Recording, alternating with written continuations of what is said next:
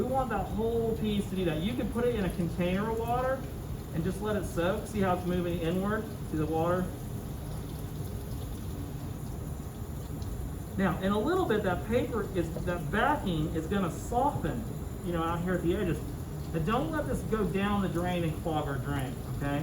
I'm trying to let this saturate enough that I can peel it off in kind of one fell swoop. See our image fucking through, our copper's coming through. Good.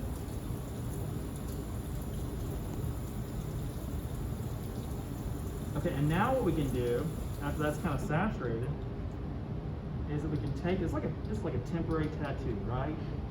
And we peel off that loose paper. And you'll be amazed at how strong that toner is. So I just take my fingers and kind of, especially my thumb, and I just kind of rub.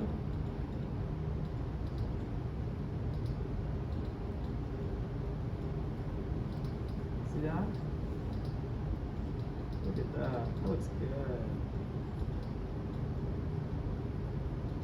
And you can see the edges. I can come back with a paint pen around the edges, right? And I can kind of touch up anything with a paint pen that I maybe if I had an air bubble or something, or the edges aren't completely coated. We just come back and do that. And then this will all go in the trash. Knock out the trash lid. Thank you. And then, there's going to be residue. So a lot of times I'll take a soft brush and I just make sure I get all the paper, because we want to make sure any paper that's on the what's supposed to be exposed copper is gone. Like there's a little remnant of paper right there. Just don't use sandpaper on it right now, right? That would take the toner off. So it's strong, but not that strong, okay? Now, that looks pretty good, I think, right? That would be like impossible to do any other way, okay? So pass that around. So now, that is prepped. Other than the back, we've got to protect the back from etching. We'll do that with packing tape, clear packing tape. I forgot, clear packing tape can be a resist too.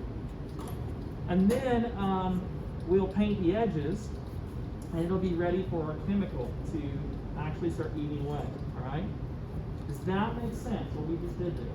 Okay, let's go back to our chairs.